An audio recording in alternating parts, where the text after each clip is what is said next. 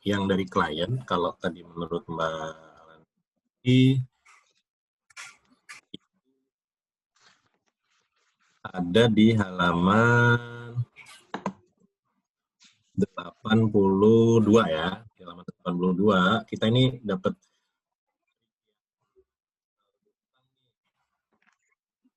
Flora itu 186, PT Yuki 101 juta. Terus kita sediakan kertas kerja yang isi kertas kerja ya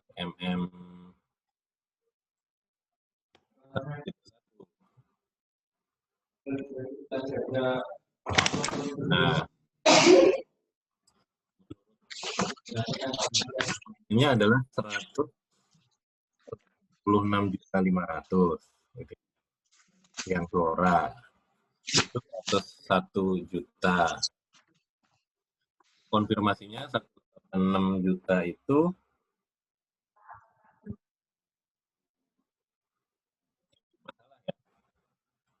B ini apa? Gimana Pak? Mohon maaf, putus-putus. Putus-putus ya? Oke. Hasil konfirmasi itu kan ada CB sama RD itu. Iya Pak. CBRD itu apa? Yang CB confirm balance, yang Oke. RD reporting different. Reporting difference. Ya. Berarti kan yang confirm balance dah.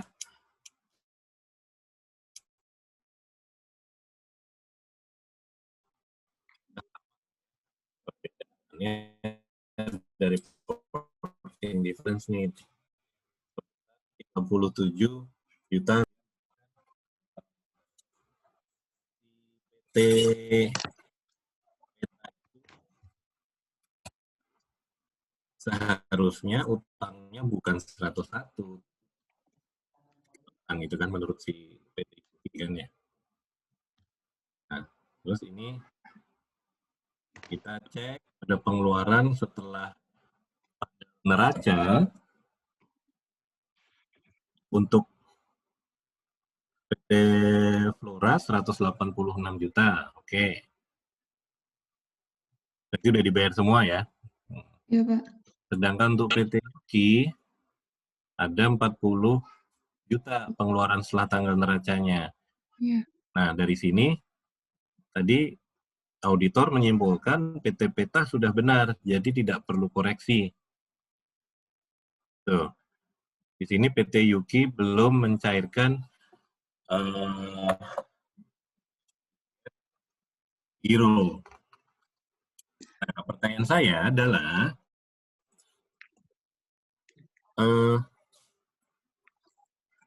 mendasari auditor itu menyatakan bahwa PT Peta itu sudah benar dengan adanya transaksi setelah tanggal neraca.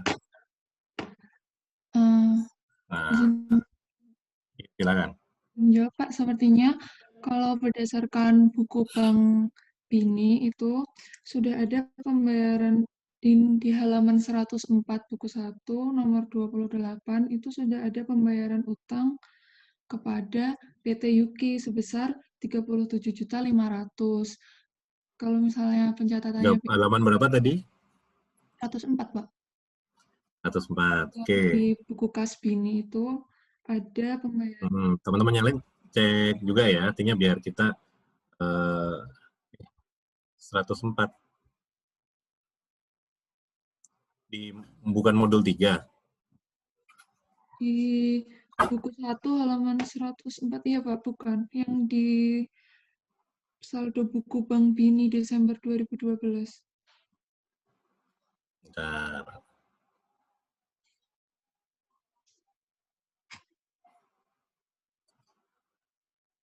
Oke. Di sini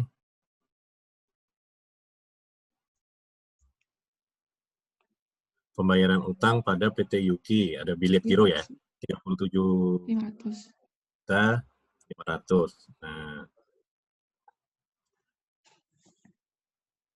jadi menurut teman-teman ini sudah, oke, sebentar. Ya, data yang ada di halaman 104 tadi ya. Iya, Pak. 37.500.000 sebenarnya udah dibayar, ada affiliate-nya, kan? Tapi kemungkinan PT Yuki belum mencairkan bilet gironya ya. Selain buku bank, ada lagi nggak? Pak, izin menjawab.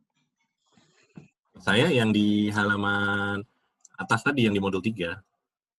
Izin menjawab, Pak. Nah, Ada di halaman 93, Pak. 93, oke. Ada bukti pengeluaran bank yang dibayar kepada PT Yuki sebesar 37.500.000. Nah, ini kan ada bukti pengeluaran bank dengan bilet giro 10958 ke 37 juta. Oke, jadi gitu ya. Nah, ada lagi nggak buktinya selain bukti pengeluaran bank? Rekening udah, bukti pengeluaran bank udah, gitu ya. Masih ada lagi?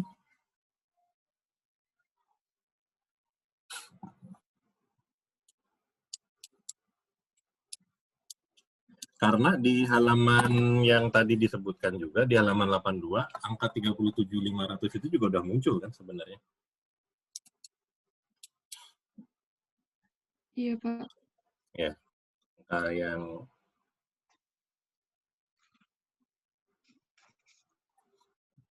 yang di halaman 80 itu kan sebenarnya itu udah merangkum semua transaksi gitu. Kan ada Desember, DPB, bukti bank 0412, pelunasan sebesar 37.500.000.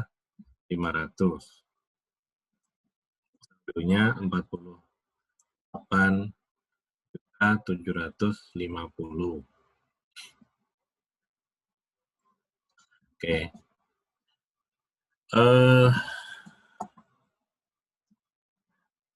Pertanyaan lagi sebenarnya gini. Ini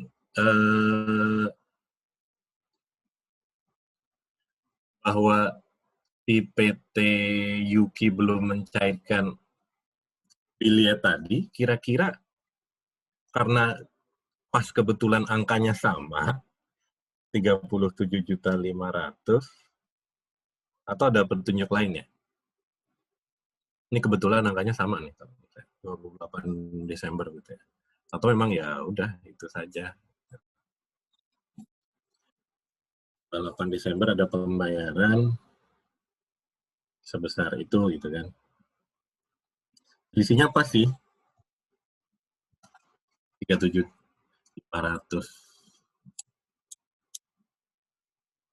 Kira-kira ada petunjuk lainnya lagi nggak? Kira-kira ya.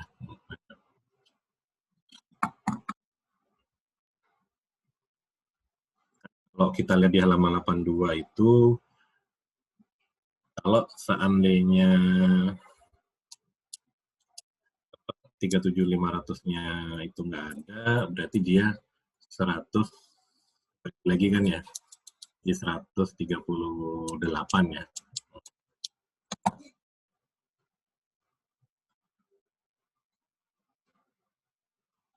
Nah, ini maksud saya, oke, kalau untuk soal ini, oke ya, karena pas angkanya ketemu 37.500.000 dan nggak ada petunjuk lainnya, saya anggap ya udah berarti memang 500 selisihnya ini kemungkinan si itunya salah. Nah, cuma nanti kalau di dalam dunia real gitu ya, dunia audit realnya pada saat kita ada perbedaan seperti itu gitu ya, 37.500.000, ini yang harus kita lakukan adalah ya berdiskusi dengan manajemen dulu, termasuk kalau memungkinkan kita konfirmasi ulang, tapi bukan konfirmasi saldo lagi gitu, tapi juga termasuk tadi akhirnya nambah prosedur alternatifnya adalah menanyakan apakah yang 37.500.000 itu apakah sudah diterima atau belum. Karena kalau kita lihat urut-urutan tanggalnya gitu ya, kan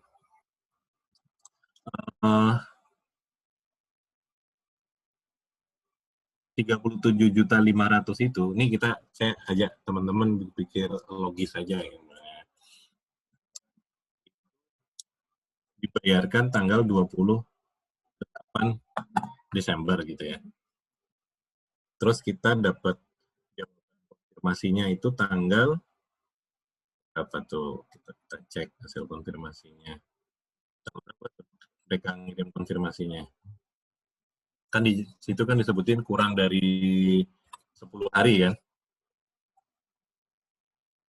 Kalau kita ngirim tanggal 2, kemungkinan gitu aja deh ini ya.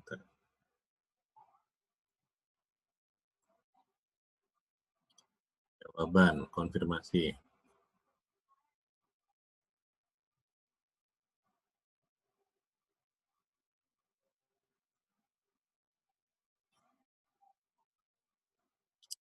Nah, dia ngirimnya tanggal 14 Januari 2013. Secara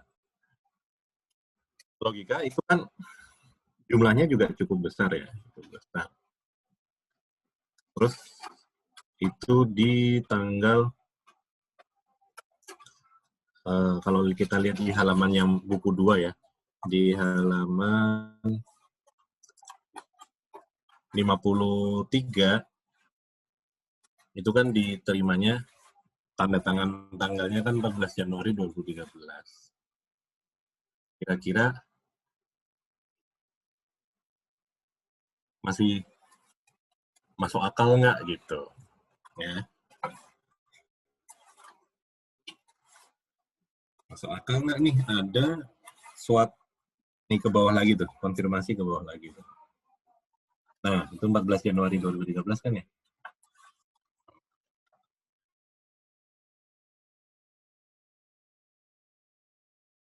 Ingin ngajak teman-teman agak inilah, berpikir kritis. Berapa hari, 14 hari, selama 17 hari, hampir 3 minggu gitu ya. Maka nggak ada pencairan juga sih yang itu. Menurut saya seperti itu. Jadi ini jangan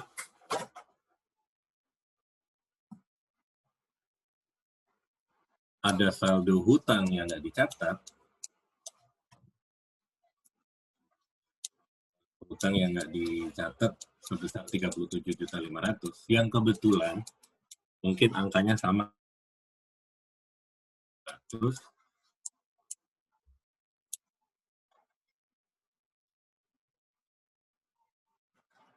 atau bisa jadi kan itu ada pembayaran setelah tanggal neraca ya 40 juta ya. 40 juta ini memang atas saldo 101 juta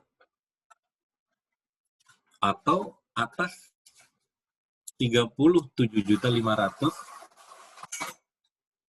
diantaranya atas 37.500.000 yang nggak tercatat. Bisa jadi seperti itu kan? Jadi dia bayar 40 juta di setelah tanggal neraca. Nah, kita pastikan nih 40 juta ini atas yang mana.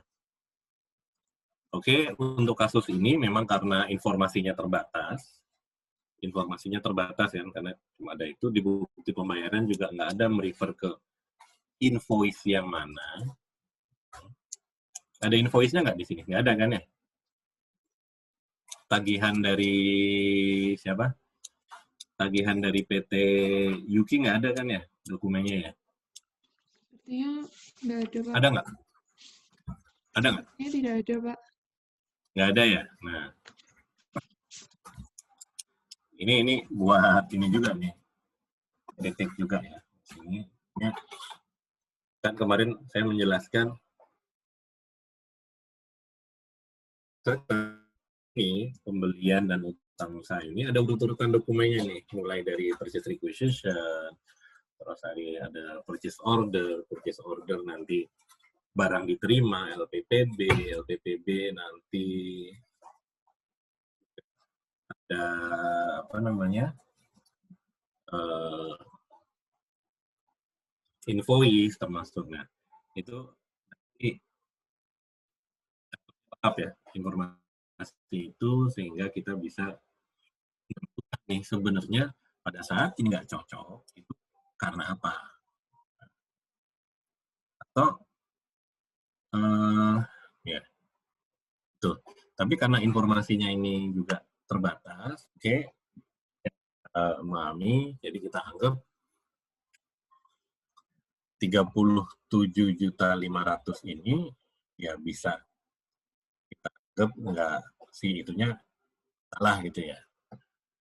Apa? Karena seperti yang saya sampaikan sebelumnya, perbedaan antara konfirmasi piutang dan utang. Kalau piutang itu biasanya orang yang kita kirimin konfirmasi itu dia akan memberikan angka yang terendah. Ya, kan dia bakalan ditagih nih gitu kan. Dia akan cuma kalau kebalikannya pada saat ini kita konfirmasi utang dia cenderung akan memberikan angka yang tinggi. Ada kecenderungannya seperti itu dan itu juga kita pahami gitu loh. Makanya agak hati-hati pada saat menerima ini ya konfirmasi. Nah,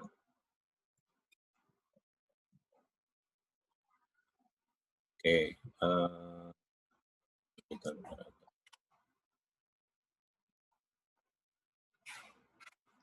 Tadi pahami ya teman-teman ya kenapa saya tanya seperti itu tadi ya. Oke lah, anggap itu benar.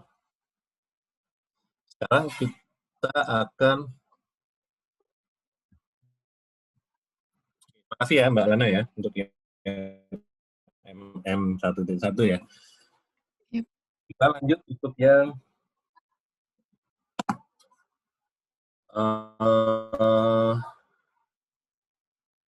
terakhir, kertas kerja terakhir. Saya minta tolong Mas Ahmad Febriansyah. Ya. Sebentar ya, Pak. Ya, silakan.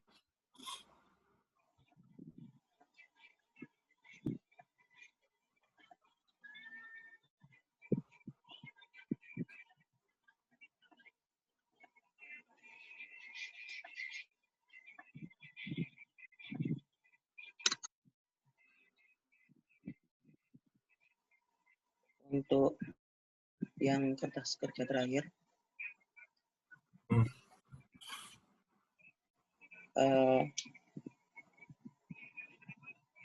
ini terdapat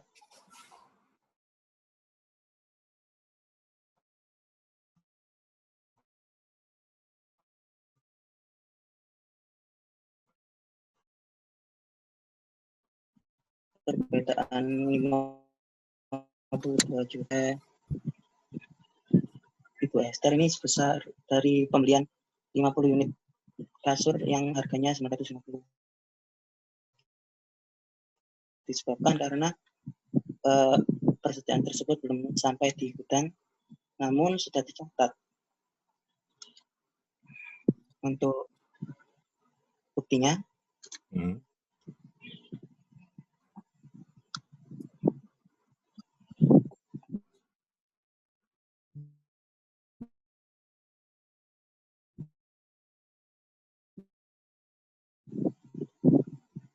order pembeliannya itu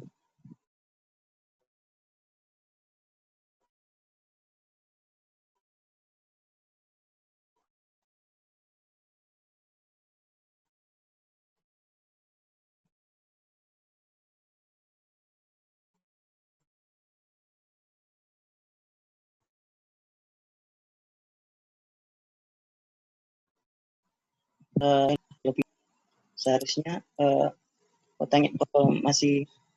masih belum bisa diakui sebagai hutang. Jadi untuk tanggal tersebut si 48 juta, Pak.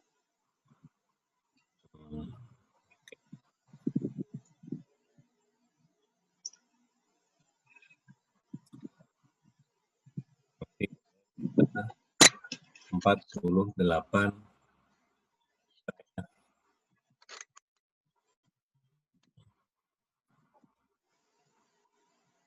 tadi lagi nih masalah. Dia barangnya perlu. Iya. Yang lain ada nggak teman-teman? Ada yang beda atau ada yang mau ditanyakan nggak?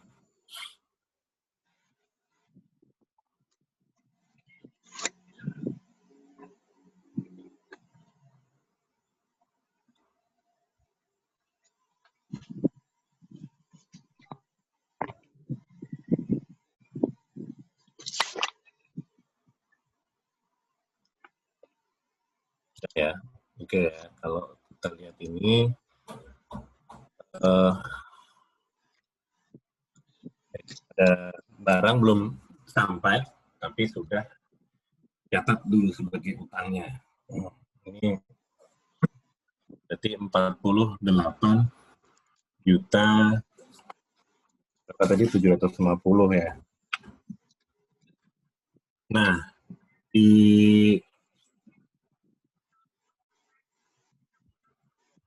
awal tahun ada lagi pembayaran 40 juta kan ya, dia 20 juta ya. Artinya per tanggal ya per Januari sampai dengan pembayaran yang kedua itu saldo utangnya sebenarnya 8 juta saja ya.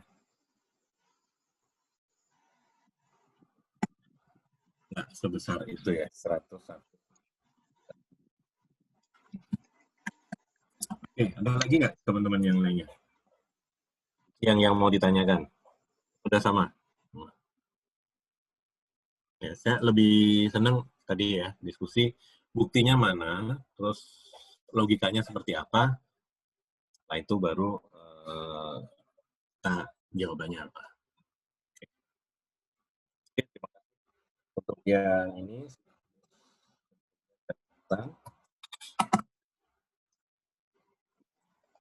Selanjutnya untuk yang siklus ini, empat aja deh langsung ya. Saya nggak akan menjelaskan dulu, langsung aja teman-teman di empat untuk bisa menjelaskan tentang, nanti saya penjelasannya sekaligus saja sekalian teman-teman akan apa. Nah itu kita diskusi langsung aja di situ. Oke, silahkan teman-teman dari kelompok 4 perwakilannya. Nih, dibagi rata nggak presentasinya atau satu orang atau gimana? Dibagi-bagi, Pak. Dibagi, Pak. Dibagi ya presentasinya. Oke. Silahkan. Izin share screen ya, Pak. Ya.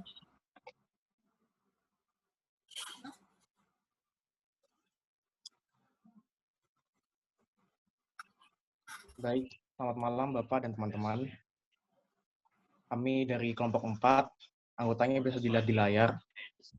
Ada Diki Milano, Eurico, Magda, Nesya, Ratumila, dan Tafis. Di sini kami akan menjelaskan hasil kerja kelompok kami mengenai modul 5 dan modul 7. Pertama adalah modul 5. Di sini ada prosedur audit. Prosedur auditnya ini dari ada 4. Yang pertama, sewa dibayar di muka. Pada nomor 1, minta daftar-daftar sewa dibayar di muka dan cocokkan dengan saldo menurut buku besar. Ini informasinya tersedia di buku 1, jadi dicentang. Kemudian untuk nomor 2, terkait kontrak sewa, juga ada. Kemudian nomor 3, periksa kebenaran perhitungan sewa dibayar di muka untuk tahun berjalan dengan memperhatikan periode berlakunya. Ini ada di dalam indeks G. Di kelas kerja G nanti akan dijelaskan. Kemudian untuk nomor 4, 5, dan 6, periksa bukti pembayaran atas penambahan sewa dibayar di muka. Ini dari modul 5 tidak ada informasi mengenai hal ini. Juga nomor 5, pemisahan antara kontrak jangka pendek dan panjang. Dan nomor 6, untuk kontrak sewa jangka panjang, lakukan konfirmasi. Tidak ada informasi mengenai hal ini di modul 5. Dan untuk nomor 7, tadi kan peraturan perpajakan berlaku biaya sewa telah ditaati. Ini ada di modul 5. Kemudian yang kedua, bagian 2-nya adalah asuransi dibayar di muka. 1. Minta daftar asuransi yang dibayar di muka. Hilang ya suaranya ya? Atau saya aja yang hilang? Sorry. Lanjut. Sekarang kedengaran, Pak? Udah. Oke. Baik. Saya ulang lagi di nomor 1. Nomor 1, minta daftar asuransi yang dibayar di muka dan cocokkan dengan saldo buku besar. Di sini informasi mengenai asuransi yang dibayar di muka dijelaskan di modul 5. Kemudian nomor 2, pos asuransinya dan bukti pembayaran premi. Juga ada di modul 5. Dan nomor 3, periksa kebenaran perhitungannya. Untuk perhitungannya juga nanti dijelaskan di indeks G1, kertas kerja indeks G1. Sementara untuk nomor 4 dan 5, pisahkan antara biaya yang punya manfaat jangka pendek dan panjang, ini tidak ada informasi mengenai hal ini. Dan nomor 5, kecukupan asuransinya juga tidak ada informasi mengenai hal ini. Selanjutnya untuk pajak dibayar di muka. 1, minta daftar rincian pajak yang dibayar di muka, meliputi PPh pasal 22, 23, dan 25. Di sini ada penjelasannya di modul 5, ini dicentang. Nomor 2 juga ada bukti setorannya di lampiran dokumen di modul 5 ini. Sementara nomor 3 dan 4 tidak ada informasinya di modul ini. Jadi di strip. Kemudian pajak pertambahan nilai atau PPN masukan. Di sini informasi yang ada hanya pajak tersebut telah dilaporkan, nomor 3, yaitu pajak masukannya dilaporkan secara teratur dalam SPT massa. Di mana SPT massa ini ada lampirannya di modul 5 ini. Selain itu, tidak ada informasi mengenai nomor-nomor lainnya. Kemudian kita akan masuk ke parinya. Di sini ada 4 jurnal yang seharusnya ada, tapi yang dicatat oleh PT Peta hanya nomor 4. Ini berdasarkan kertas kerja nanti di G1. Mohon maaf. Ya, di G1 hanya perlengkapan kantor yang di jurnal oleh PT Peta. Jurnal yang seharusnya ada, yaitu yang pertama terkait utang PPh, pasal 22.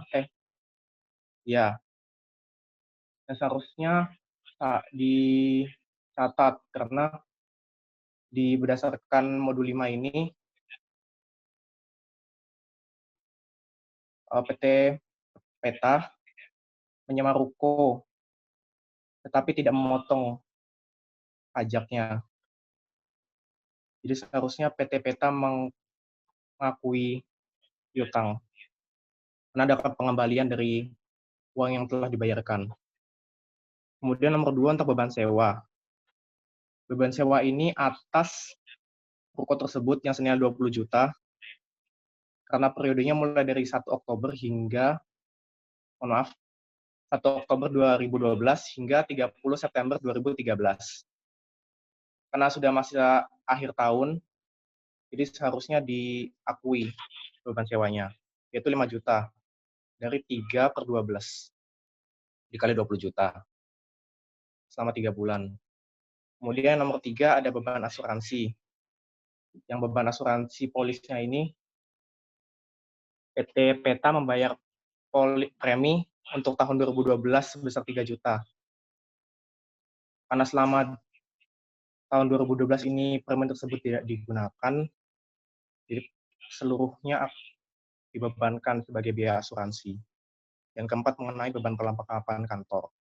Sehingga usulan jurnal koreksinya adalah sebagai berikut. Terkait utang PPh itu dibalik. Jadi akan mendapatkan piutang lain-lain terhadap utang PPh senilai 2 juta. Kemudian untuk beban sewanya senilai 5 juta terhadap sewa dibayar di muka. Ketiga, beban asuransi terhadap asuransi dibayar di muka sebesar 3 juta. Dan beban perlengkapan kantor terhadap beban lain-lain sebesar 1.582.500. Nilai beban perlengkapan kantor ini didapatkan dari informasi mengenai perlengkapan kantor di tahun 2012 pada awal Januari itu 7.500.000, sedangkan menurut indeks G itu sisanya ada 5.917. Sebentar, saya agak interupsi dikit. Nanti mungkin untuk kedepannya, kalau ada informasi-informasi tadi, kita buat ref-nya ya. Ref-nya dalam arti kayak tadi ref-nya ke informasi di buku halaman buku berapa, halaman berapa gitu ya. Ditambahin satu kolom lagi itu ref, tulis aja ref, REF, reference gitu ya. Ya nanti buat kedepannya aja. Nanti biar apa teman-teman juga kalau ngecek lagi ya seminggu lah ya. Cuma untuk biar ini informasi ini bermanfaat untuk kita, nanti ditambahin satu kolom lagi di setiap tadi informasi kan ada jurnal juga koreksi gitu ya. Nah itu ditambahin di kolom R gitu mamanya ya. Untuk ref ke informasi di buku itu di halaman mana? Ya.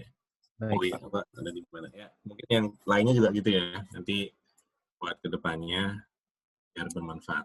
Dan itu juga yang dilakukan pada saat nanti di audit kita kayak gini tuh dokumen pendukungnya mana. Oke, lanjut. Baik, terima kasih atas sarannya, Pak. Selanjutnya untuk kertas kerja indeks G dan G1 akan dilanjutkan oleh teman saya. Baik. Saya akan mencoba menjelaskan tentang kertas kerja dengan indeks G.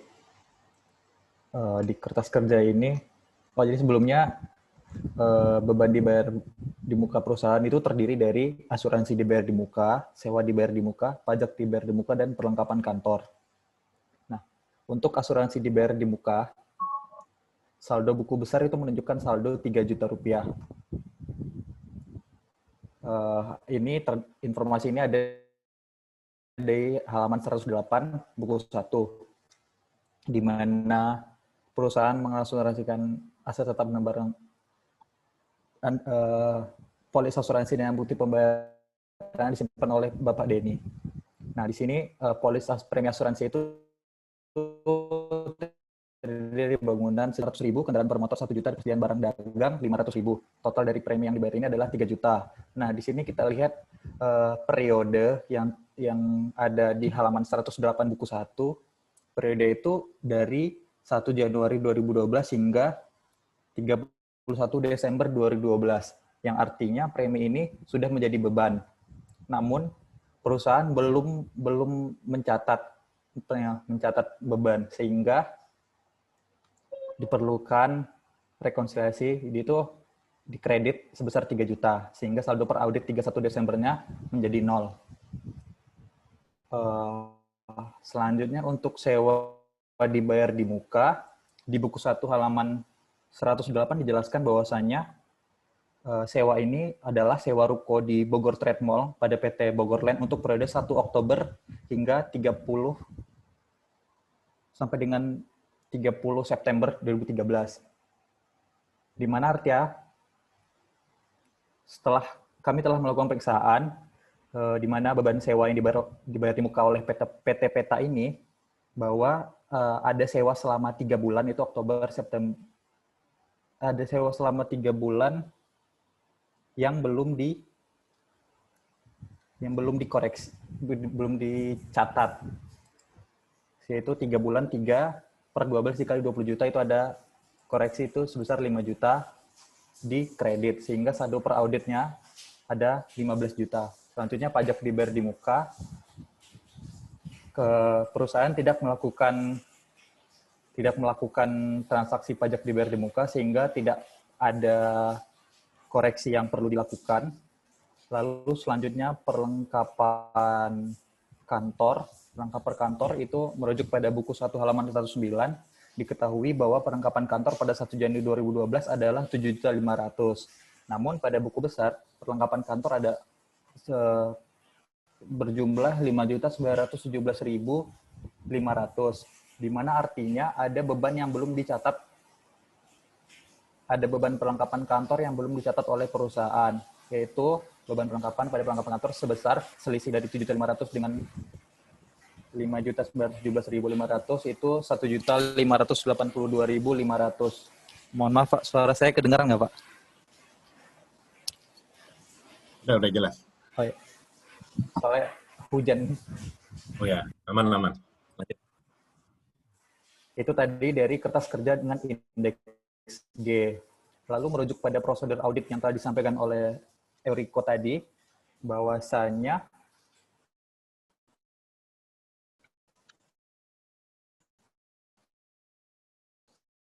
di muka ada periksa kebenaran perhitungan premi asuransi yang dibayar di muka dan biaya asuransi untuk tahun berjalan dengan memerhatikan periode berlakunya polis asuransi tersebut. Dengan itu kami mendata aset yang diasuransikan berserta nilai polis, premi yang dibayarkan, serta periode dengan dan nomor polis, serta beban asuransi oleh PT Peta. Itu bangunan dengan nilai polis 1.200.000.000 dengan premi yang dibayarkan sebesar 1 juta dengan periode, seluruh periode ini adalah periode Januari hingga 31 Desember. Bangunan dengan nomor polis 3575 dengan beban asuransi 1 juta. Peralatan kantor, premi yang dibayarkan 500.000 dengan periode 1 Januari hingga 31 Desember 2012 dengan nomor polis 3576 dan beban asuransi 500.000. Lalu kendaraan bermotor, premi yang dibayarkan 1 juta periode 1 Januari hingga 31 Desember 2012 dengan nomor polis 3764 dan beban asuransi 1 juta. Persediaan barang dengan nilai polis 1 miliar dan premi yang dibayarkan itu adalah 500.000 periode 1 Januari 2012 hingga 31 Desember 2012 dengan nomor polis 3780, beban asuransi 500.000. Nah, untuk premi yang dibayarkan totalnya adalah 3 juta. Baik, mungkin sekian dari penjelasan saya. Selanjutnya mungkin akan dijelaskan oleh teman saya.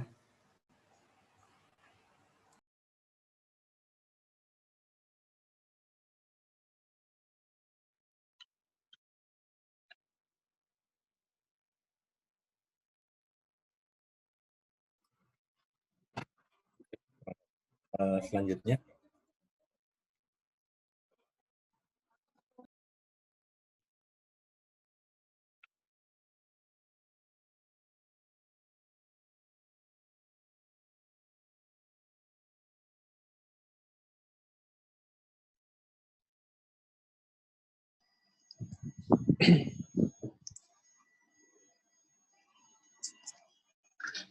Selanjutnya, kelompok kami akan menjelaskan mengenai modul 7.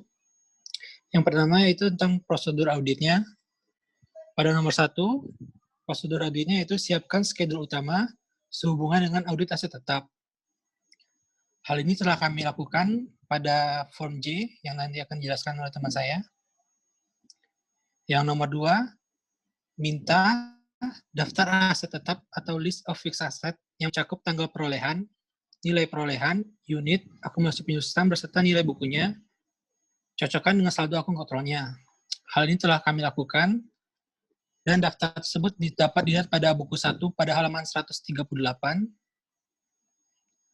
Yang nomor 3, pelajari kebijakan akuntansi mengenai kapitalisasi nilai perolehan aset tetap dan perhitungan penyusutan. Apakah diterapkan secara konsisten dengan periode sebelumnya? Bila terjadi perubahan metode kebijakan dan tarif penyusutan, pelajari efek kumulatifnya dan apakah nilai metode baru tersebut wajar. Kami telah mempelajari kebijakan akuntansi mengenai kapitalisasi nilai perolehan aset tetap dan perhitungan penyusutannya. Lebih lengkapnya dapat dilihat pada form J.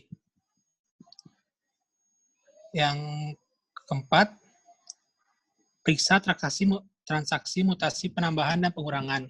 Apakah telah mendapatkan persetujuan dari pejabat yang berwenang, misalnya mutasi penambahan penambahan, yaitu penambahan yang nilainya material, perhatikan bukti pendukung dan pemilikannya, atau misalnya permintaan pembelian, pesanan pembelian dan persetujuannya, sertifikat tanah, akta jual beli, kewajaran harga beli terutama dari perusahaan afiliasi atau hubungan istimewa, fakta pembelian, surat kontrak serta bukti pembayarannya. Dan bila dibangun sendiri ke bukti-bukti pengeluaran sehubungan dengan biaya pembangunannya. Dalam hal ini terdapat mutasi penambahan pada kasus ini yang dapat dilihat pada buku 1 halaman 136 dan lebih lengkapnya dapat dilihat pada form JJ. Misalnya, bila surat bukti dipegang oleh kreditor sebagai jaminan, lakukan konfirmasi mengenai title of ownership atau lihat daftar serah terima dokumen dari pihak kreditor. Dalam kasus ini tidak ada surat bukti yang dipegang oleh kreditor sebagai jaminan. Selanjutnya, mutasi pengurangan. Untuk pengurangan atau penjualan atau penghapusan, perhatikan apakah akun akumulasi penyusutan telah didebit sebagaimana seharusnya, serta tata cara perhitungan dan pembukuan telah dilakukan dengan tepat. Perhatikan persetujuan dari pejabat yang berwenang dan kewajaran harga jualnya. Dalam kasus ini kami tidak menemukan adanya mutasi pengurangan. Yang nomor 5, apabila ada construction in progress, telah biaya yang dibebankan. Apabila pembangunan aset ini disubkontrakkan ke pihak lain, perhatikan apakah pencatatannya sudah sesuai dengan presentasi penyelesaiannya dengan melihat perjanjian kontrak dan berita acara penyelesaiannya. Kaitkan kasus ini. Yang nomor 6, apabila ada aset tetap yang diperoleh melalui sewa guna usaha atau leasing, bandingkan daftar aset dengan perjanjian sewa guna usaha tersebut.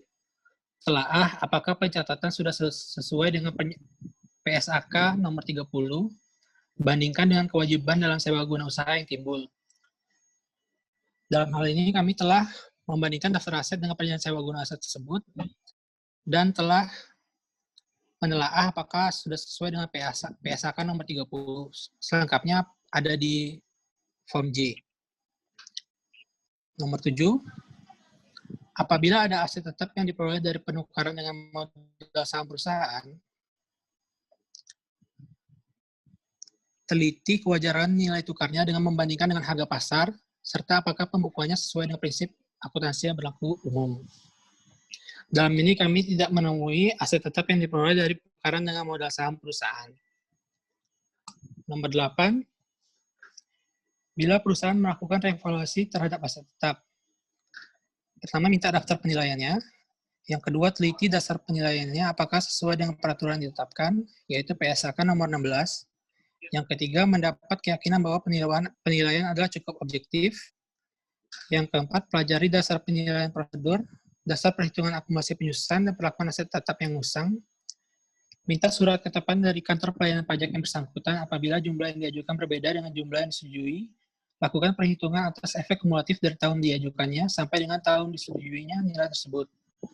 Yang terakhir, cek apakah jumlah penyusutan sehubungan dengan penilaian kembali tersebut telah dicatat dengan tepat. Dalam kasus ini kami tidak menemui adanya revaluasi yang dilakukan oleh pemerintahan terhadap aset tetap.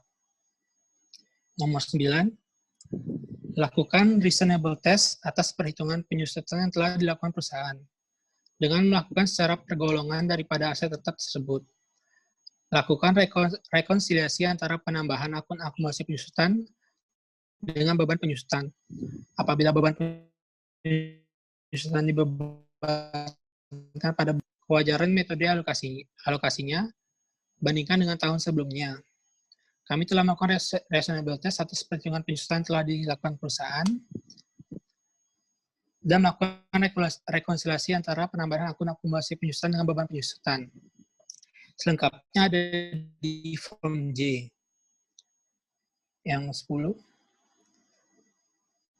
Apabila beban penyusutan aset tetap yang dibebankan pada beban produksi di bawah kapasitas normal perusahaan, beban tersebut tidak boleh dibebankan sepenuhnya ke dalam beban produksi. Lakukan perhitungan atas kasus seperti ini. Kami telah melakukan perhitungan atas kasus seperti ini, selengkapnya ada di form J. Yang nomor 11, lakukan inventarisasi aset tetap, terutama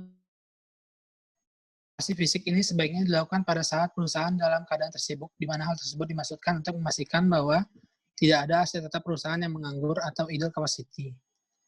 Perhatikan juga aset tetap yang rusak atau yang tidak digunakan lagi untuk dikeluarkan dari daftar penyusutan yang dihentikan.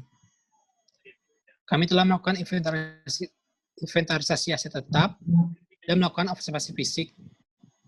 Yang selanjutnya akan dijelaskan lagi di Form J. Yang nomor 12, pertimbangkan apakah pengungkapan diperlukan untuk aset tetap yang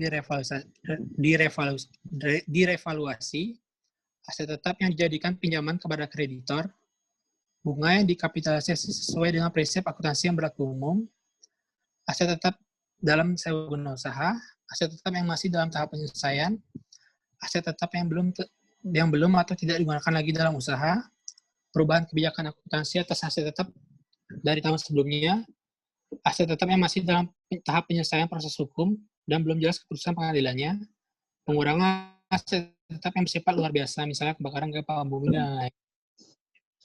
Dalam hal ini, yang kami temukan hanya ada aset tetap dalam sewa guna usaha. Nomor 13, tujuan perpajakan, minta daftar perhitungan penyusunan fiskal untuk tahun yang bersangkutan.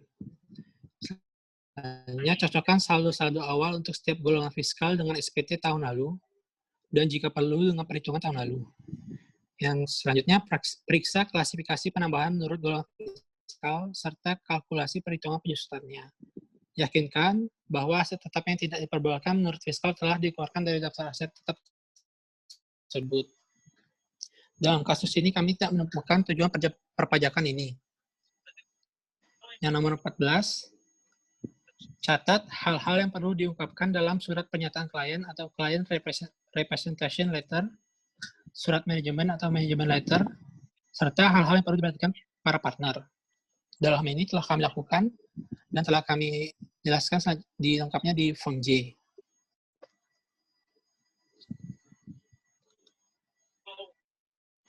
Selanjutnya, untuk schedule utang, prosedur schedule utang sewa guna usaha. Yang pertama, minta semua daftar utang sewa dilakukan dan ada pada buku 1 halaman 137. Yang kedua, lakukan konfirmasi atas kewajiban tersebut mengenai saldo pertanggal neraca untuk mengetahui tingkat bunga yang terutang jaminan, schedule pembayaran, dan syarat-syarat lain. Hal ini telah kami lakukan pada Form N1. Nomor 3, minta kopi surat perjanjian sewa guna usaha untuk permanent file. Perhatikan apakah perjanjian tersebut merupakan metode kapital atau metode operasional. Hal ini telah kami lakukan. Yang nomor 4, periksa bahwa penerimaan pinjaman telah dibukukan sebagaimana seharusnya. Hal ini telah kami lakukan pada Form M3 dan N1. Nomor 5, vouching setiap pembayaran pokok pinjaman dan bunga yang telah dilakukan.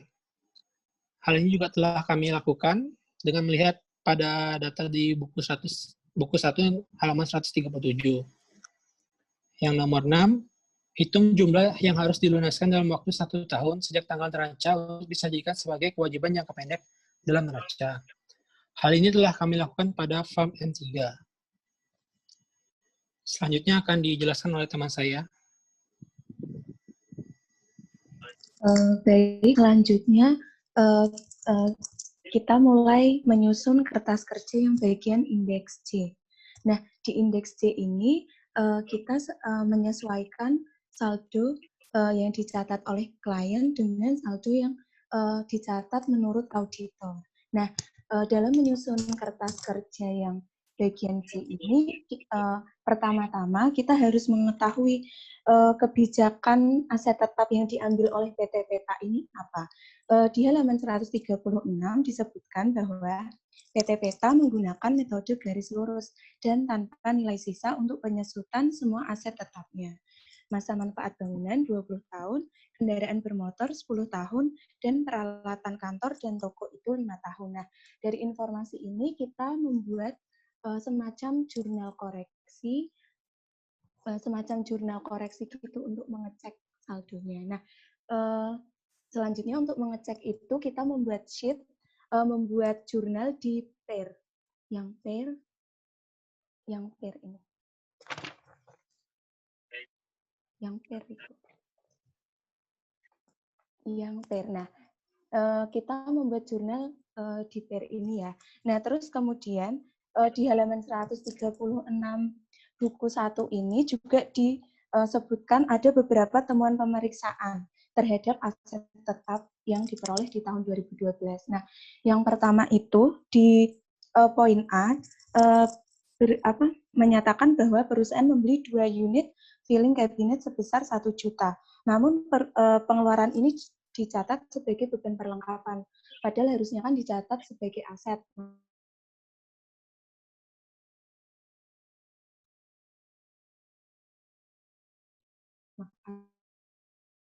Makanya kita membuat jurnal koreksi, jurnal seharusnya peralatan kalian yang nomor 2.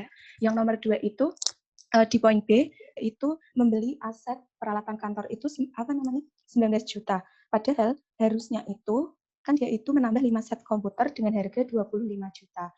Berarti peralatan kantor itu seharusnya dicatat oleh perusahaan senilai 25 juta dengan cara tukar tambah dengan komputer dan printer lama.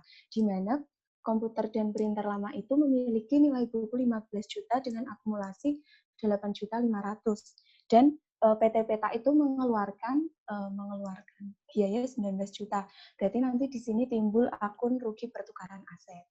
Kemudian yang jurnal nomor 3 itu pada poin C halaman 136 pembelian tersebut belum dicatat sehingga belum mencatat penyusutan tahun berjalan. Padahal penyusutan tahun berjalan itu pembelian tersebut belum dicatat. Nah, jadi di sini pembeliannya itu belum dicatat. Makanya kita mengusulkan jurnal seharusnya itu peralatan kantor pada kas 10 juta. Gitu. Kemudian yang nomor 4, itu kita ambil informasinya di poin D. Jadi di perusahaan ini dia menyatakan bahwa apabila beban pemeliharaan yang dikeluarkan apabila bersifat menambah nilai atau produktivitas aset, maka diperlakukan sebagai pengeluaran modal. Nah, di poin D ini kan dia melakukan perbaikan salah satu kendaraan bermotornya ya, dan disebutkan juga bahwa dia itu menambah produktivitas dari kendaraan tersebut. Berarti jurnal seharusnya itu bukan beban pemeliharaan dan perawatan pada Bank Bini, tapi harusnya langsung ke menambah ke nilai asetnya. Selanjutnya yang nomor 5 sampai nomor 7 itu kita dapat infonya, kita membuat lampiran perhitungannya di bagian perhitungan. Nah, jadi di bagian perhitungan ini kita sudah membuat perhitungan ulang. Iya, perhitungan ulang. Nah, jadi di sini kita melakukan perhitungan ulang untuk semua asetnya PT Peta. Nah, nanti mungkin bisa dilihat satu-satu ya teman-teman, karena kalau misalnya dijelasin semua kayaknya nanti waktunya nggak cukup. Intinya ini kita depresiasinya berdasarkan metode garis lurus, dan ini tarif 10%, 20% itu didapatkan dari masa manfaat. Jadi kalau misalnya masa manfaatnya 10 tahun, berarti tarifnya 10% per tahunnya gitu. Nah, ini kita melakukan penyesuaian. Nah, dari sorry agak interupsi. Mungkin dijelaskan tadi ya. Ada temuan pemeriksaan tadi kan ada yang perbaikan tapi terus kan harusnya sebagai aset. Ini sudah masuk ke sini belum? Mungkin tolong di itu aja. Di sini udah masuk. Sudah, Pak. Iya, sudah. Misalnya ini, Pak, Mitsubishi. Ini kan ada perbaikan ya, Pak. Tadi biaya maintenance-nya itu 12.500.000. Nah, makanya kan itu biaya jadi melakukannya perbaikan itu kan 30 November 2012. Nah, jadi di tahun 2012 itu nanti nilai bukunya itu ditambah dengan 12.500.000 Pak, gitu. Terus kita susutkan seperti biasa pakai tarif 10%, karena ini November berarti dikalikan 11/12 Pak. Ya, jadi dari Januari sampai November masih pakai nilai buku yang sebelum ada biaya maintenance. Setelah itu kita melakukan penyusutan selama 1 bulan, yaitu bulan Desember aja. Setelah 30 November memakai kos nilai buku ditambah biaya maintenance-nya ya 12.500. Kalau gitu. Lanjut ya. Oh ya, lanjut ya Pak ya. Iya. Jadi dari schedule perhitungan ini nanti bisa dilihat ya teman-teman.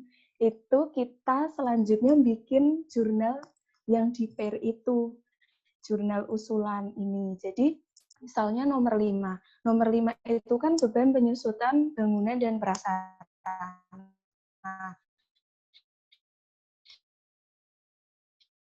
Kita lihat di buku 1 halaman 100 catatnya itu bangunan dan prasarana itu kan 23.125 juta. Ternyata kita melakukan koreksi bahwa sebenarnya harusnya bangunan dan prasarana itu disusutkan sebesar 32.500 per tahunnya gitu. Kemudian yang peralatan kantor di halaman 138 juga itu keseluruhan peralatan kantor atau toko kalau di schedule-nya PT Peta itu disusutkan 2.300.400 di 2012. Tapi setelah kita melakukan perhitungan di sheet yang perhitungan itu, ternyata hasilnya kalau di total itu 5.016.667 rupiah. Gitu. Kemudian yang beban penyusutan kendaraan bermotor juga gitu sama. Itu totalnya yang di halaman 138 59.500, tapi ternyata setelah kita koreksi di mana ada tambahan juga tadi seperti kita beli mesin filling kabinet, terus kita melakukan koreksi mesin fotokopi, biaya maintenance, ternyata beban penyusutan seharusnya itu 29.405.313 rupiah. Gitu. Kalau yang yang ini nanti selanjutnya.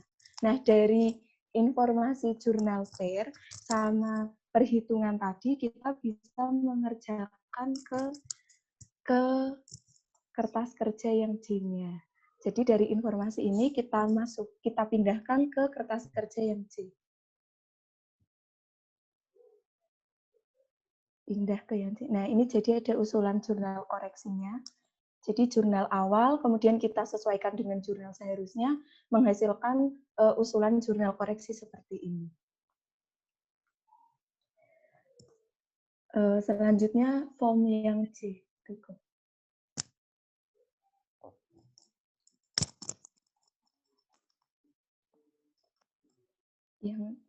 Nah, dari yang J ini, jadi yang J ini kita ibaratnya tinggal melakukan penyesuaian atas saldonya gitu. Jadi misalnya tadi peralatan kantor itu dari jurnal yang kita usulkan poin 1, 2, 3 itu nanti ada usulan menambah saldo debit 17 juta dan juga mengurangi nilai peralatan kantor 15 juta. Jadi nanti saldonya jadi 40.500. Begitupun juga dengan kendaraan bermotor. Setelah kita sesuaikan, kita ambil yang kita sesuaikan di jurnal pair tadi, maka nanti kendaraan bermotor itu bertambah 12.500. Ini dari biaya maintenance yang seharusnya diakui sebagai aset. Kemudian aset tetap SGU ini kita catat karena kita baru beli asetnya itu 30 Oktober 2012. Jadi ada saldo aset tetap SGU 74.700 yang dia baru muncul pada tahun 2012 di bulan Oktober. Gitu. Jadi saldo per auditnya itu nanti totalnya 1.841.200.000. Nah, terus juga kita masukin data akumulasi depresiasi sama juga itu dari sheet yang par tadi. Kalau misalnya ada, pokoknya kita sesuaiin dari poin 2, 7, dan 5, 6, serta 13, nanti dapat segitu. Ya gitu, Pak. Terus kalau yang nilai buku ini juga sama. Nilai buku ini kita dapatkan dari yang ini penyusutan 2012. Jadi setelah kita tadi melakukan koreksi penyusutan, maka nanti kita bisa mendapatkan nilai buku yang seharusnya dicatat. Kemudian nanti menghasilkan nilai buku yang seharusnya dicatat itu 1.599.893.21 rupiah. Itu, Pak. Sudah cukup, mungkin selanjutnya kertas kerja selanjutnya akan dijelaskan oleh teman saya.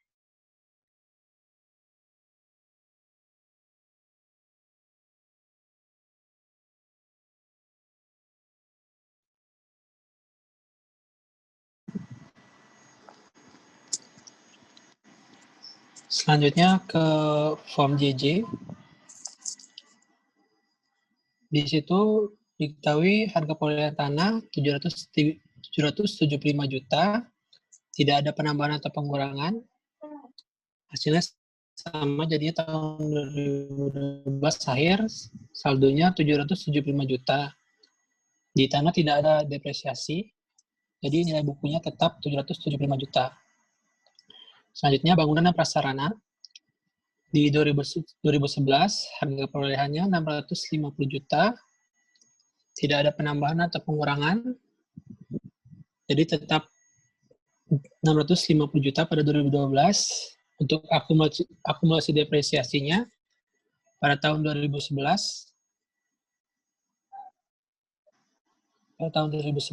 akumulasi depresiasinya 67.780.300 yang didapat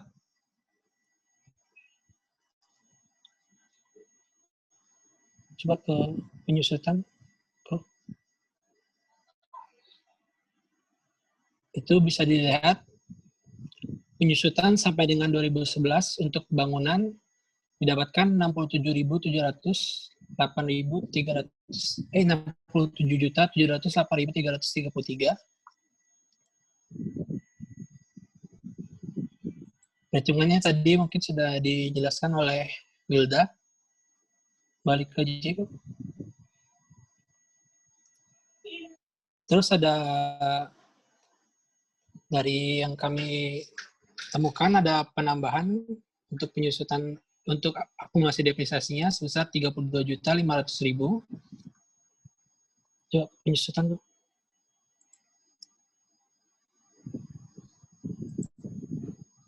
Nah, ini tadi 32.500.000 itu sudah dijelaskan oleh Wilda perhitungannya. Sedangkan di klien menurut klien yaitu 23.125.000. Baik lagi. Jadi didapat akumulasi depresiasinya tahun 2012 yaitu 100.208.300 dari penyubelahan 67.708.300 ditambah dengan 32.500.000. Dapat nilai bukunya sebesar 549.791.700. Selanjutnya peralatan kantor. Peralatan kantor terdapat penambahan sebesar 36 juta. Itu dari buku halaman 136 diketahui pada tanggal 10 Juni 2012 perusahaan membeli 2 unit filing kabinet sebesar 1 juta. Dan yang B-nya pada tanggal 2 Agustus perusahaan menambah 5 set komputer dengan harga 25 juta. Dan pada tanggal 1 Desember perusahaan membeli mesin fotokopi seharga 10 juta. Dijumlahkan dapat 36 juta. Yang pengurangan 15 juta ini merupakan dari penjualan komputer lama. Didapat saldonya jadi 40.500.000 pada 2012. Untuk akumulasi depresiasinya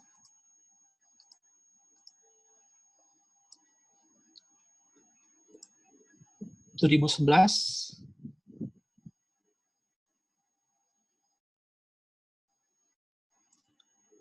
untuk penyusutan sampai dengan 2011 itu didapat 10.275.000 dari perhitungan penyusutan tadi sudah Wilda jelaskan. Dan terdapat penambahan total penyusutan peralatan kantor yang sudah ditotalkan semuanya dapat 5.016.667. Dan terdapat pengurangan atas penyusutan komputer lama yang sudah dijual. Didapat saldo akumulasi depresiasi 2012-nya jadi 6.791.667. Dan didapat nilai buku dari peralatan kantor pada tahun 2012-nya 33.708.333. Selanjutnya kendaraan bermotor.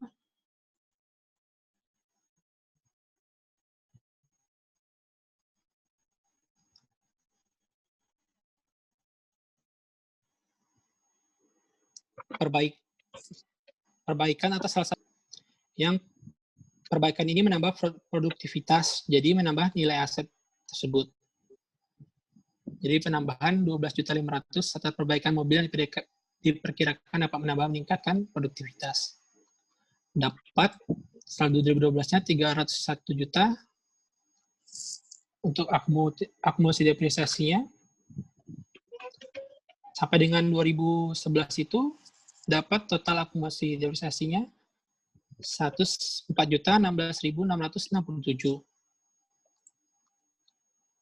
Terus dapat penambahan total penyusutan kendaraan bermotor di tahun 2012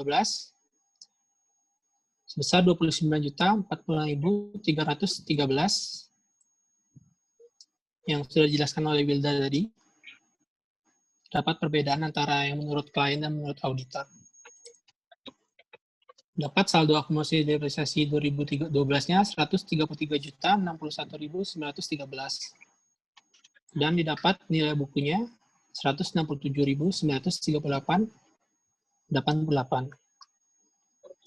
Selanjutnya untuk aset tetap sewa guna usaha, perusahaan belum mencatatnya, jadi dapat penambahan 74.700.000 dan akumulasi depresiasinya 1.245.000 dan didapat nilai buku tahun 2012-nya 73.455.000.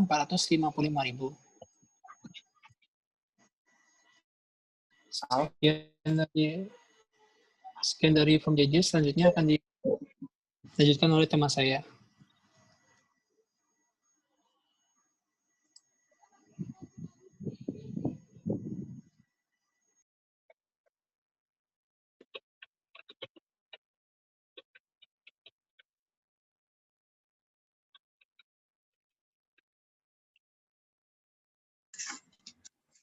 Oke, selanjutnya Form M3.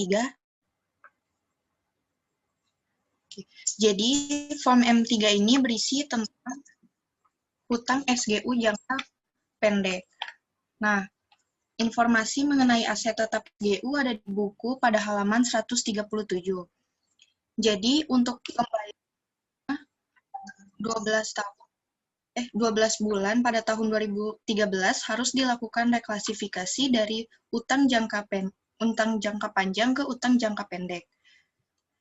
Nah, yang direklasifikasi ini dari pokok hutangnya sebesar 1.660.000 yang didapat dari pokok pinjaman sebesar 59.760.000 dibagi masa sewa selama 36 bulan. Jadi jurnal reklasifikasinya yaitu utang SGU jangka panjang pada utang SGU jangka pendek sebesar 1.660.000 dikali 12 bulan, yaitu 19.920.000. Selanjutnya dimasukin ke formnya.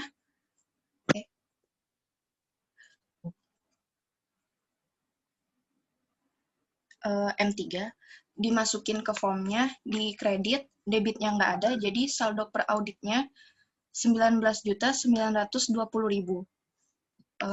Bisa dilanjut teman saya.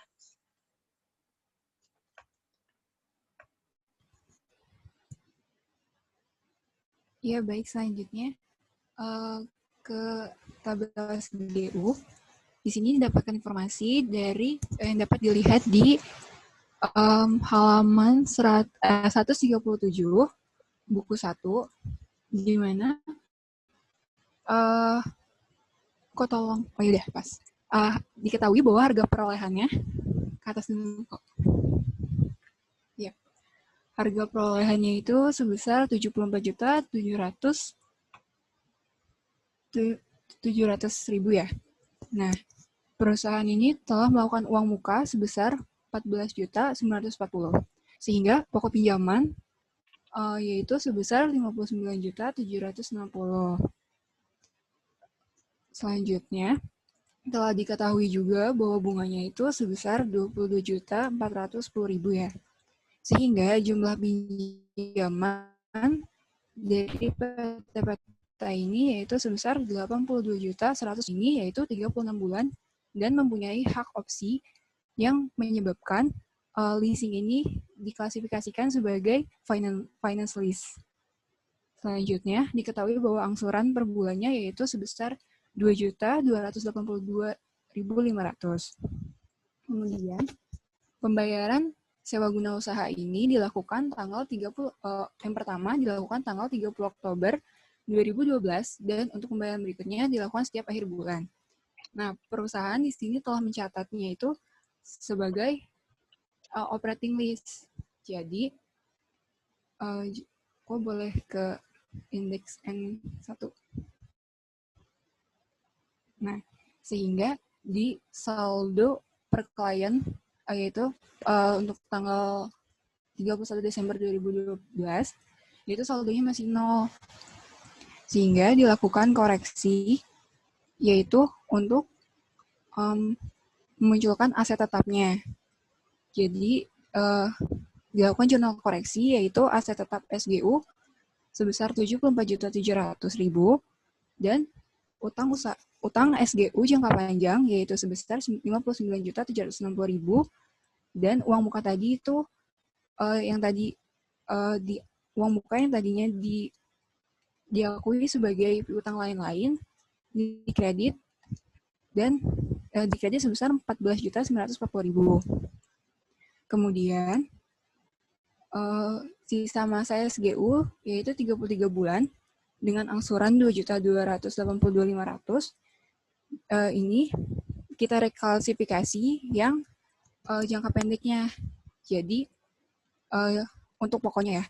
Jadi dilakukan reklasifikasi dalam utang jangka pendek yaitu dengan menjurnal utang SGU jangka panjang pada utang SGU jangka pendek sebesar 19.920.000 yang tadi sudah dijelaskan di indeks J.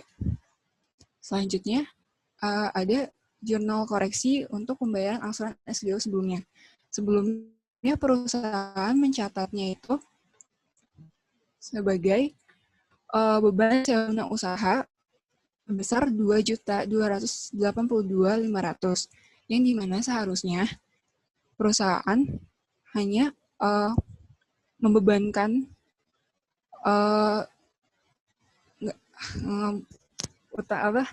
perusahaan seharusnya tidak membebankan SGU tersebut sebesar 2.282.500 karena yang 1.660.000-nya itu merupakan pokok pinjaman sehingga perusahaan harus mendebit utang SGU jangka panjang yaitu sebesar 4.980.000 yang dihasilkan dari 1.660.000 dikali 3.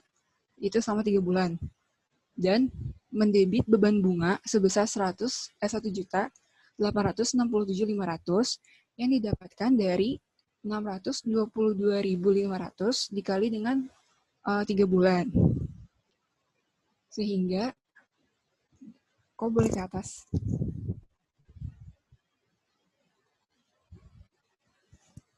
Ya, sehingga dilakukan parenya ini dengan mendebit 24.900 dan mengkredit 59.960 sehingga SGU jangka panjang per audit untuk tanggal 31 Desember 2012, yaitu sebesar 34.860.000.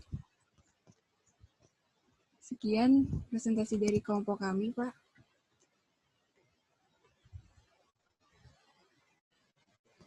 Ya, oke.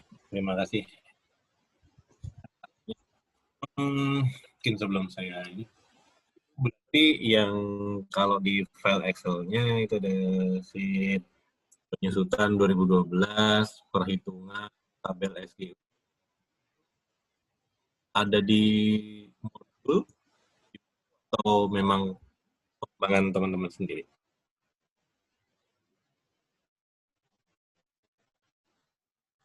Ini bikinan teman bikinan kita, Pak. Tapi kita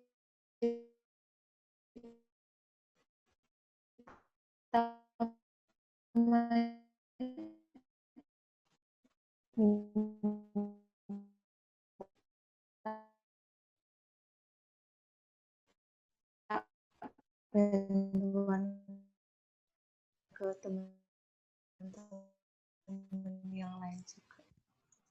Jadi kita ya tanya-tanya kelas lain gitu, Pak. Tanya kelas lain juga ya.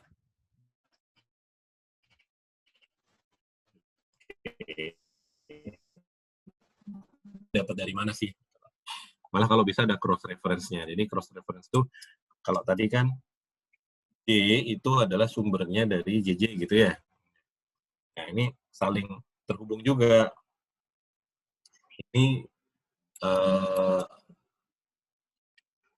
kertas kerjanya yang paling bawah misalnya JJ gitu ya. JJ itu nanti yang ke dokumen sumber. Kalau J kan seharusnya nggak ke dokumen sumber lagi, dia merefer ke JJ gitu ya. Ini seperti itu urut-urutannya. Jadi kita lihat pun, oh enak gitu ya, informasinya didapat dari mana, data semua. Oke, itu tadi secara penyajian dah lah ya. Di standar yang cukup tinggi nih buat teman-teman kelompok berikutnya nih ya. Jadi saya harapkan nanti teman-teman yang kelompok berikutnya yang akan melakukan ini penyajian maupun yang butuh dikumpulkan gitu ya.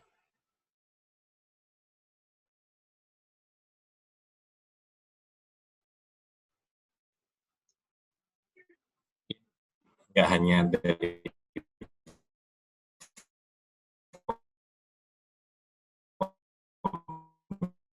aja, tapi nilai plusnya pada saat beban dibayar di muka dan aset tetap ini, oke, khususnya untuk yang beban di muka gitu ya, beban dibayar di muka ini dia kan ya, sebagai aset ya, dua-duanya sebagai aset ya, baik yang beban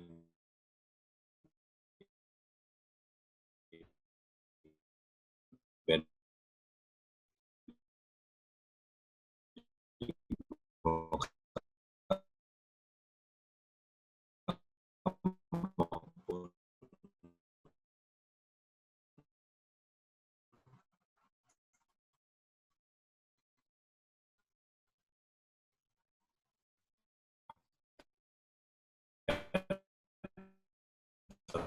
tetapnya tadi ya. Kita tahu dia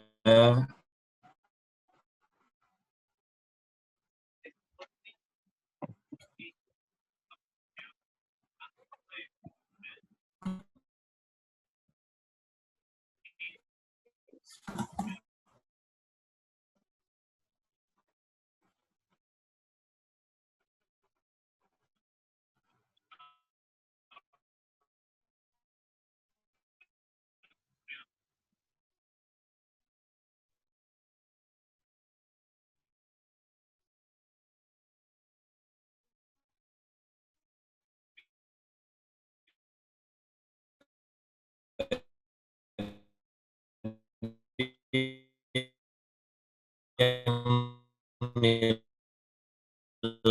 polis, ya, coba yang asuransi.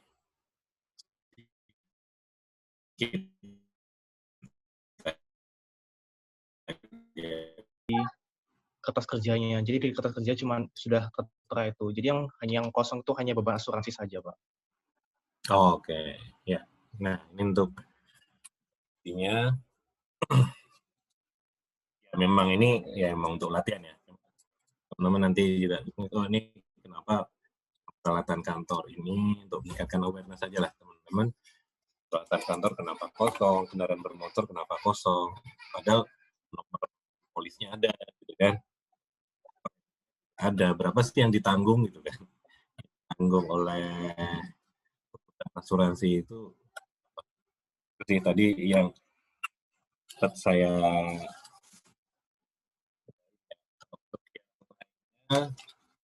oke, yang dari teman-teman yang lain ada yang mau disampaikan nggak atau ada mau ditanyakan nggak terkait dengan presentasi atau jawabannya beda atau ada yang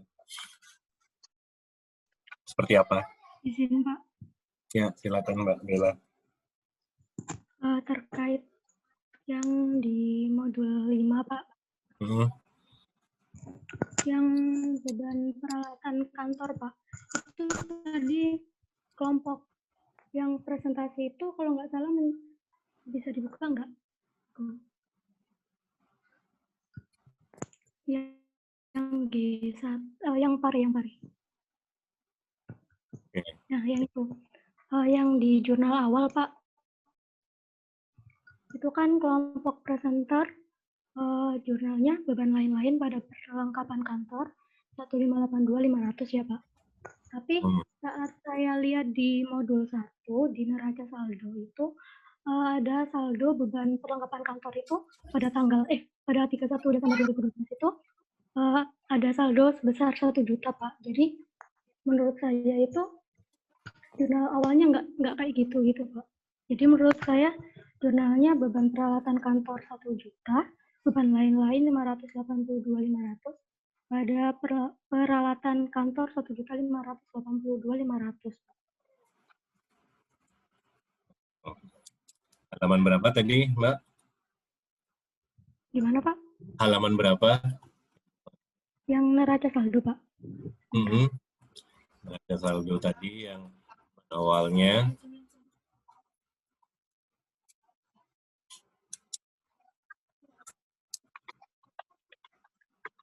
Halaman 16 kayak 16 buku 1 ya, halaman 16 neraca saldo. Saldo awal ya. Iya, Pak. Ada tanggal 31 Desember 2011 sama 2012-nya. Kita lihat di halaman 16.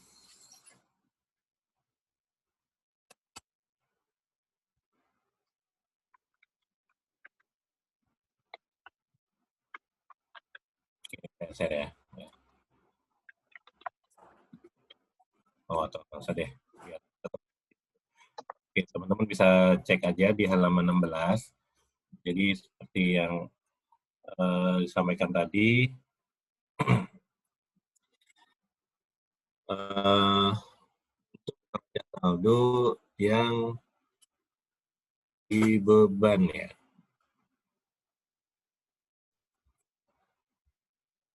Iya, Pak, yang di bawah.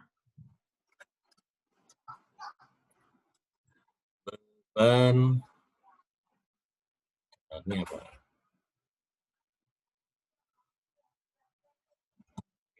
Perlengkapan kantor di posisi 3 Desember 2012 itu ada 1 juta ya. Yang berarti seharusnya itu jurnal awalnya apa tadi, beban perlengkapan kantor 1 juta pada beban lain-lain 582.500, kreditnya perlengkapan kantor gitu ya, Mbak? Iya, Pak. kalau menurut saya sih, Pak.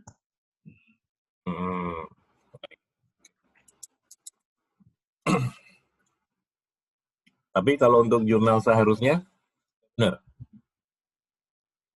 Betul, Pak. Untuk jurnal seharusnya sama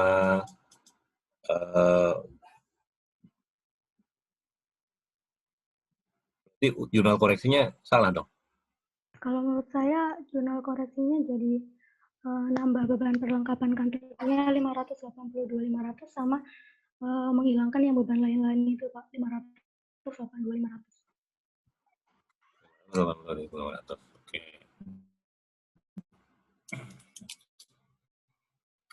Ya, memang kalau saya lihat memang dari sisi pertanyaan segala macam itu, ini kalau saya ambil contoh tadi yang mana ya, yang di halaman, oke, intinya di pertanyaan itu kan selain prosedur, terus mengisi form itu kan, terakhir kan melengkapi neraca dan laporan laba rugi ya, ujungnya kan di situ ya, kalau nggak salah di setiap kotak itu. Dengan adanya seperti itu memang ini jadi terkait antara informasi yang di atas dengan yang di bawah. Tapi menurut saya oke, itu tadi neraca saldo berarti dia sudah mencatat 1 juta ya, bukan nggak mencatat sama sekali ya. Iya, Pak. Gimana teman-teman dari kelompok 4 ada tanggapan nggak?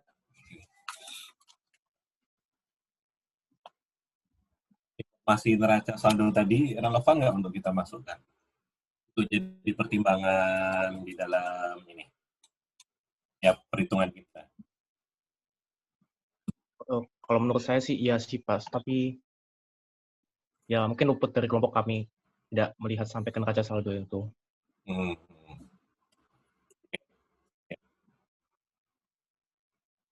Karena memang tadi informasinya memahami, jadi kalau itu beban, tapi ini mungkin juga pasti soal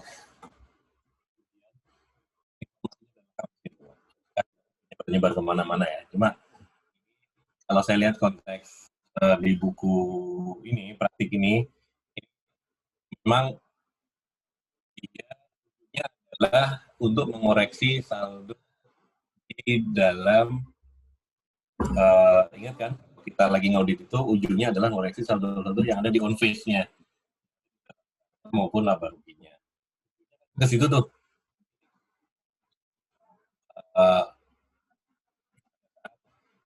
ke sana itu berarti perantaranya adalah di neraca saldo tadi. Neraca saldo tadi harus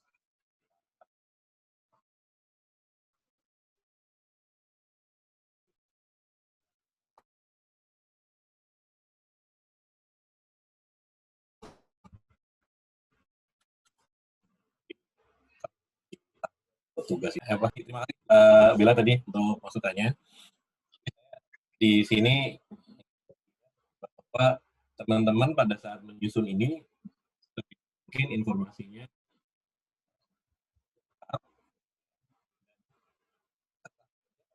Mohon maaf Pak, terputus-putus. Putus-putus ya, sorry. Iya Pak. Udah jelas belum? Sudah. Oke. Pada saat menyusun ini, yang saya inginkan, teman-teman udah bisa menyusun kertas kerja pendukungnya, hitungannya dari mana, dan itulah yang disampaikan ya. Dan nggak hanya